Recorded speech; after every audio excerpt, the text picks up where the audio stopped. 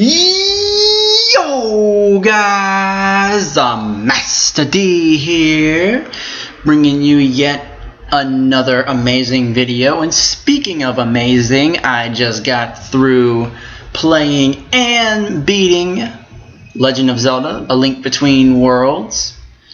And yes, it is an amazing game, as I said in the last video. Also, as I said in the last video,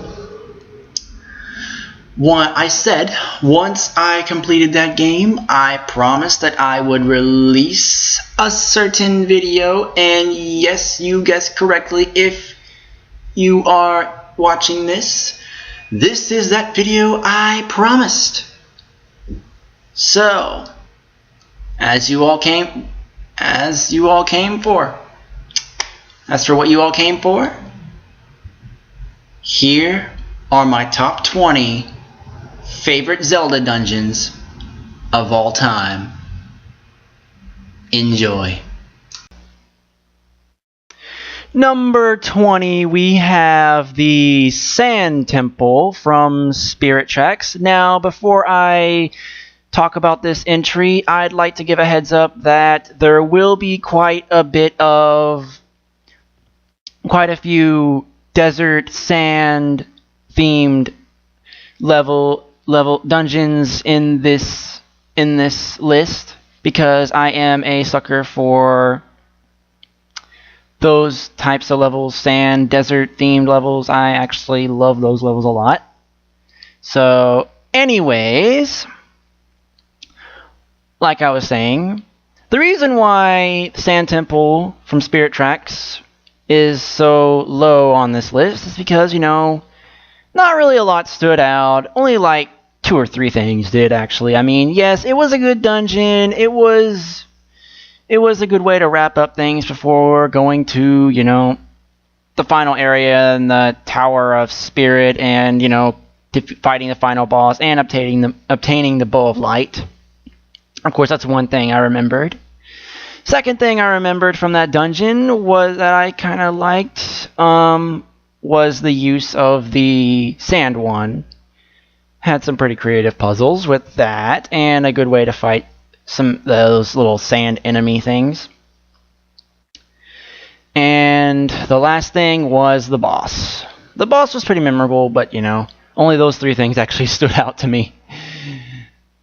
Yeah, so yeah, it was a pretty good dungeon. I mean, wasn't the best, but wasn't the worst. But yeah, it deserved a spot on this list, because, hey.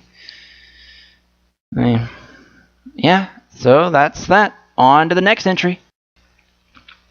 Number 19, we have the Temple of Droplets from the Minish Cap.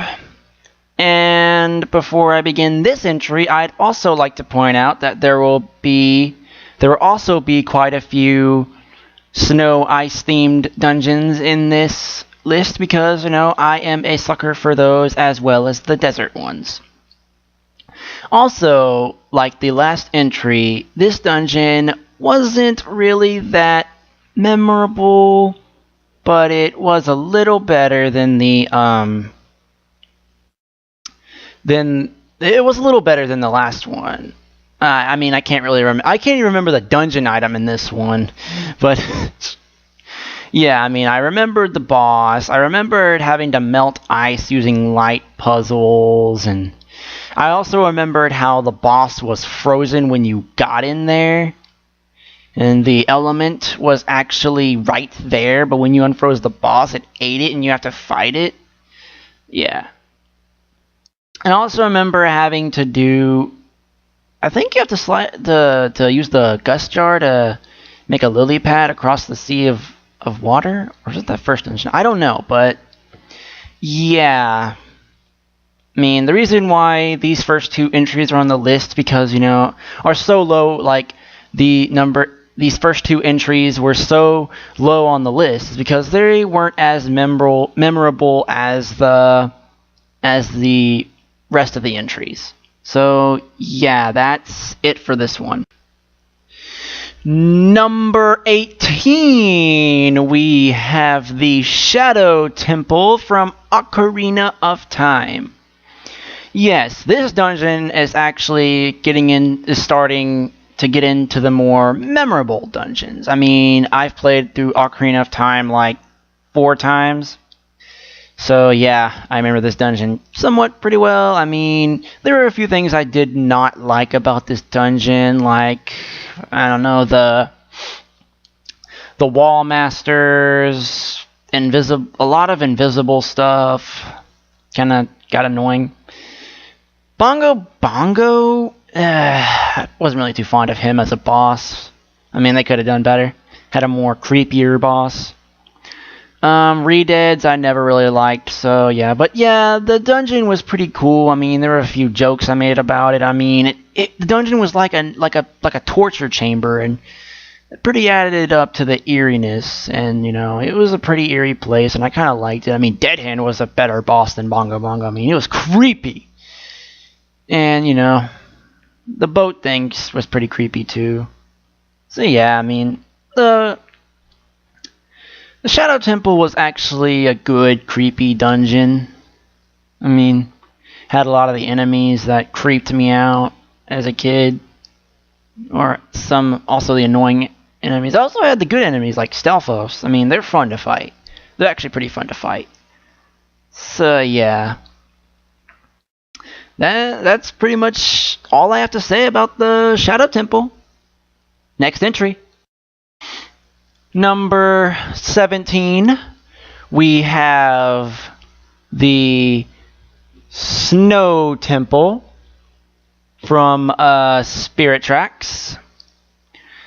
That temple was actually a lot better than the Sand Temple. I mean, of course you get the boomerang, a common item in the Zelda series, but I kind of like the way it was used. I mean, the whole there's fire torches and then there's ice torches, and you got to use both fire and ice to solve the puzzles. And I just like how the boomerang is. I like it for mainly how you can even use the boomerang to melt ice and freeze water. I mean, that's pretty creative if you ask me. But the boss wasn't really. It was memorable, but to me, it was just more like a Twin Rova knockoff. It was like a Twin Rova wannabe, but did not live up to Twin Rova. I'm sorry. I mean, Twin Rova was a good boss, but Phrase, not so good. But, other than that, I mean, the dungeon was actually pretty creative and had some good puzzles, and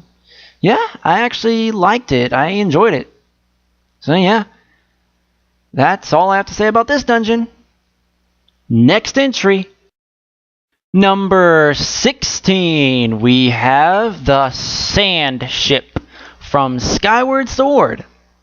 Now, before I even talk about this dungeon, I just want to say the whole Lanayru Desert area, that's actually all pretty creative, because I like the whole mechanic with the time shift stones and stuff, because, yeah, I thought that mechanic was actually really creative, and, the Sand Ship puts that to some real good use. I mean, it's a pirate ship sailing on a sea of sand, and when you activate the times, you get the bow. I mean, you start off the dungeon in, like, its current state, all old and abandoned and sandy. Yeah, just basically all desert themed. But then once you acquire the bow, you get to shoot the time shift stone, and it turns into like what it used to be, an actual pirate ship, and everywhere around it is water. And I loved how creative it was. I mean, who would have thought there'd be a pirate ship in a desert themed area? I mean, I love that. It was amazing. And the boss, the whole concept of it was good, but it could have had a better appearance, but it was a good fight, good concept, just didn't like the way it looked. Looked too cartoony for my standards. But yeah, it had a good, half good boss. But yeah, that's it for this one. On to the next entry! Well guys, I'm sorry to say this, but due to that copyright strike I got, I'm now back down to the 15-minute time limit. I don't know how long that'll be, I'm still on that 15-minute time limit, so I'm gonna have to narrow these. I'm gonna have to give you this list in parts. So that's about all the time we have for this part. So join me later in part 2. So yeah. See you in part 2.